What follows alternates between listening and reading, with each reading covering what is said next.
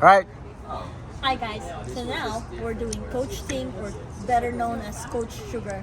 He's one of the legendary coach in Philippine boxing. He used to be the coach for the national team. I recently met him a few months ago for Marlon Tapales fight, and now I finally get to ask him questions so we get to know him better. Alright, Coach, so introduce yourself. I'm Coach Ting Sugar Ariosa. Sugar because my mother's last name is such, and sugar because a lot of people think I can be very sweet. And I was born in Cebu City, so maraming boxing activities doon ever since maliit pa ako, and also marami din bullies. So you have to know how to defend yourself. Sometimes kaibigan, kamag-anak, bullies. Kamag-anak. So growing up, I always liked sports, boxing, karate, judo, but boxing is my most favorite. Growing up daw, siya yung parang Richard Gomez nila. Gandang lalaki, and six packs and everything, habulin ng mga chicks. That's very subjective. Well, my mother told me that. Oh, so that I ganun was yan guys. good That looking. was a very long time ago, pero kita nyo pa naman.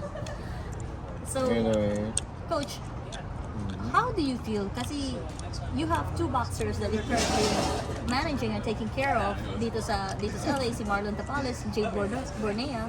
Lahat sila talagang big wins. Like that's 2 for 2. So 100% yung success rate mo. first of all, before I answer that question, I'd like to thank Rapid Health for sponsoring Marlon Tapales and Jade Bornia. And me and Coach Ernel happened to have the opportunity to coach Marlon and Jade Bornia, courtesy of Sunman Promotion. They trusted Coach Ernel, and I promised to my compadre that if he is gonna coach good boxers like Marlon Tapales and Jade Bornia, I would be there to assist him in every way. So, ibig sabihin, I will share my long time experiences, knowledge, the studies I've made about conditioning, training, how you develop mental and physical skills, toughness and all. So, pati na nutrition, pati na transportation, lahat na I will support him because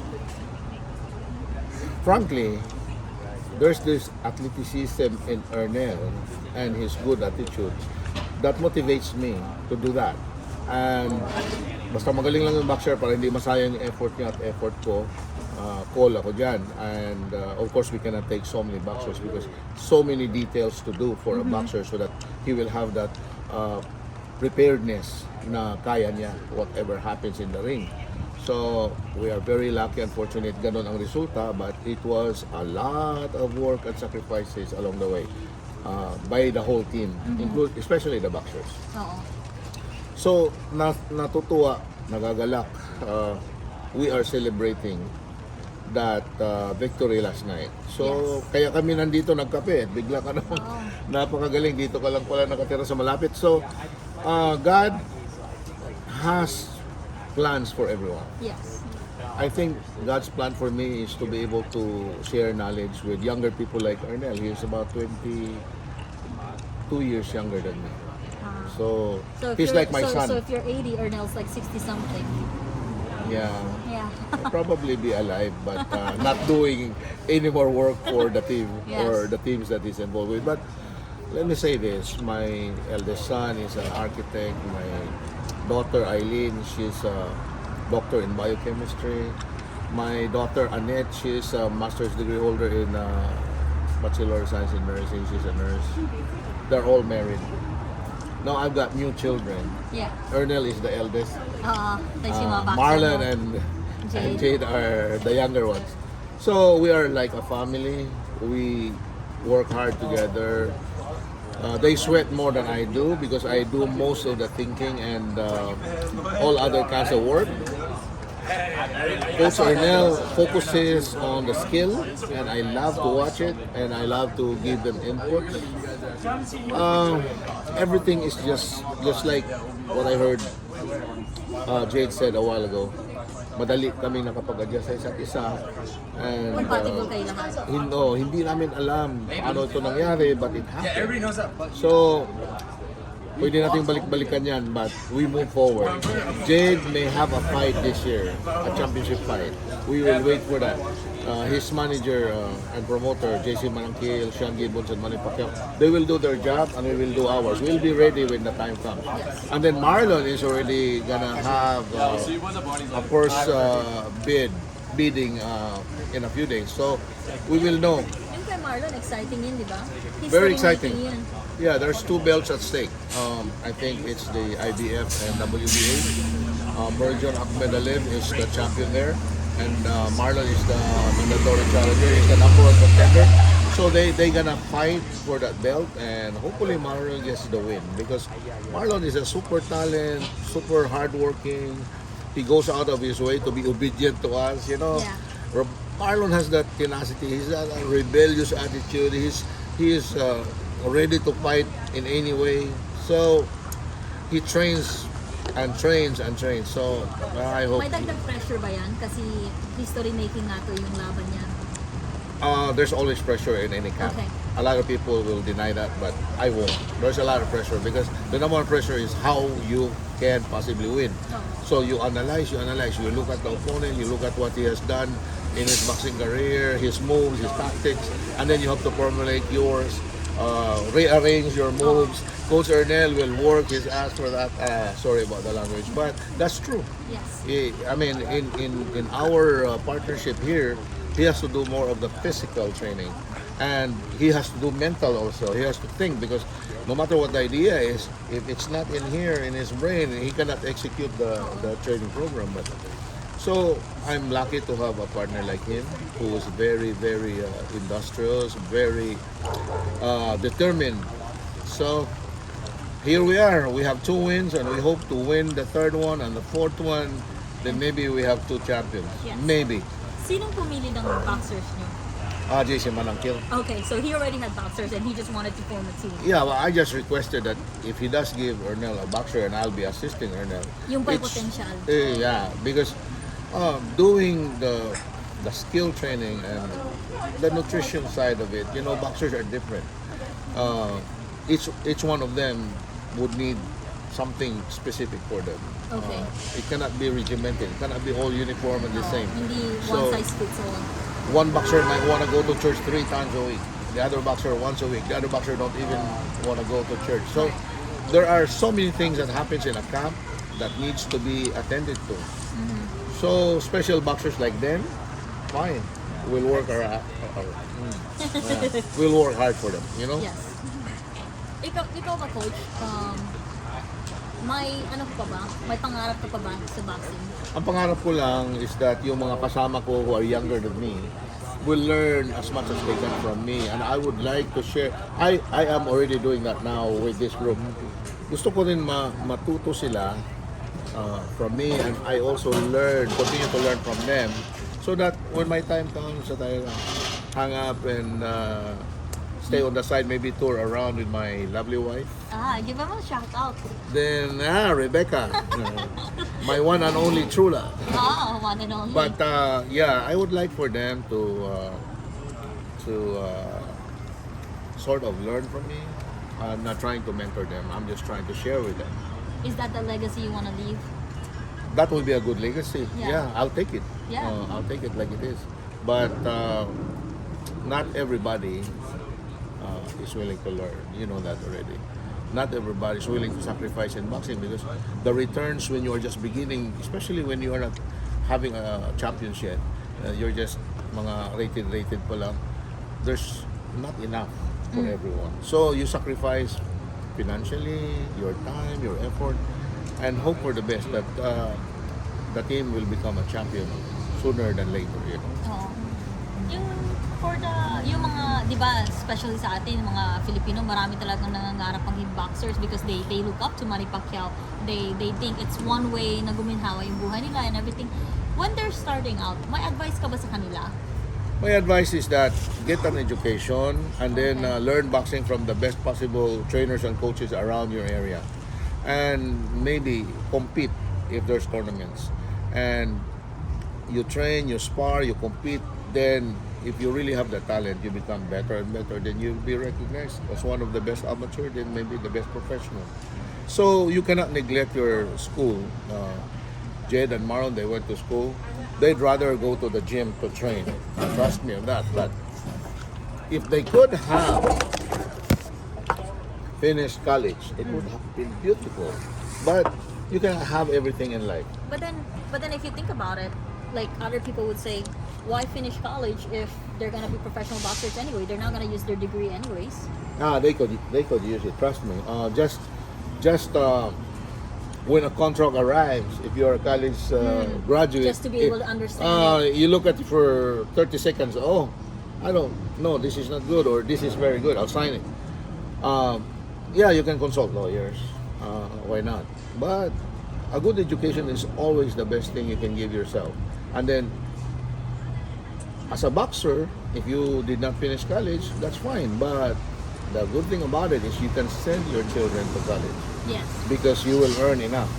Sometimes it's hard to accept the fact that most boxers come from the less fortunate families. They don't have enough money to send everybody to school, so the parents allow them to box, hopefully, so they can help the family survive financially. But you know, a boxer can earn enough Right. for his children to go to Right. school. It's just that sometimes when they make it big financially, they also don't know how to manage their money, right? There you go. And And that's why some of them retire without anything, even though they've had many big fights. yes, without anything. Ano advice mo sa kanila, yung mga ganun? Well, they can get A financial advisor? well, not the thing is, really. when They you get a can financial they can advisor- marry somebody who's very good in controlling that budget, you know, or I know somebody like that. or they can have somebody there to guide them. A good coach can sometimes guide them, but it's really a family matter already. Once the boxer gets married, it's got to be him and his wife to manage the funds that they have, or else they lose it. I can advise them. Number one is invest in real estate. Real estate will be there up and up. Correct. You buy it now, 10 years later, the value has increased sometimes by 100%. So, real estate is good investment. Also, educate your children. That's the best thing they can do. Use their money to educate their children. Other than that, food. Do not go to restaurants. Cook at home. You know, it will cost you a lot less if you eat at home. So, Yung ba dati, when you were coaching national team, kasi national team means yung mga boxer is still amateur, correct? they're amateur. They're going for the SEA Games, Asian Games, the Olympics, and other international tournaments. They only fight for 3 rounds every time they fight, but sometimes they have to fight 4 or 5 times to get the gold medal. Pero diba, yung mga boxers na tulad nila Jade, nila Magic Mike, when they go to the national, that means ang galing nila. Actually, in the amateur, when you are in the national pool, that means you're amongst the best in the country. Including the professionals, diba? Yeah, the professionals used to be in our time. They Oh. cannot fight amateurs Okay. anymore. Once they fight professional one time, they cannot. Wala But na. now they're allowed to. Okay. Like Jade, when he was only 10 wins, he could have gone back to Oh, amateur got and represented the country in the SEA Games or Asian Games or the Olympics. But yeah, they're considered the national champions. And then there are others that are not national champions yet next to them. They're usually younger, less experienced. But yeah, you can become a top professional boxer if you excel in the national levels, because you go to other countries to represent the country. You represent the Philippines and win like Jade Bornia did. He won a lot of medals. And Humor Marshall won silver in the World Championships, you know. Diba? And yeah, that means you are amongst the best in the world. Yeah. So, yung mga, kasi ang dami mong fans eh. Nakita ko yung fan group mo. May ano ka ba? May message ka ba sa mga fans mo na they continue to support you? Most of the people that are saying things to me, mostly good things, some bad. I thank them because they are really a motivation. When somebody says something to you, Hindi ka na naapektuhan. yeah, you have to think about it. Why did he say this? Did I do something wrong? And if you believe that you haven't done something wrong to the Dead mo person, na lang. yeah, well, it motivates you to do even better so that maybe he'll realize that, oh, coaching doesn't deserve that. Oo. So, but those many people that will say, oh, you did well, thank you for helping the boxers, thank you for coaching them properly. Those really hit your heart, you know, like, oh, I want to go on. Some people It appreciate. motivates you. Like you Yeah. wanna keep going. Yeah, that's my motivation. Money doesn't motivate me anymore because, Nagawa mo naman lahat eh. yeah, nakakain na tayo kung saan saan, naka-travel na tayo Tingin kung ko saan nga, saan. nakakain. It shows in the weight division, you know. But the thing is, my children are educated Yes. already. Yes. I tried my So best. you did your obligation, your responsibility. Yes. So now, People help me, my relatives, my friends. People help me. My wife's relatives, yeah, they help to educate my children. So they are very successful. So what else do I need? I want to help these boxers that are deserving to become champions. It's not only a dream; it's my reality. I've been doing this for the last 40 years on and off. Now, Coach Ernel and I are like full time in it. But since he has to work to support a family also, I try to pitch in and do some things that he could not be there for.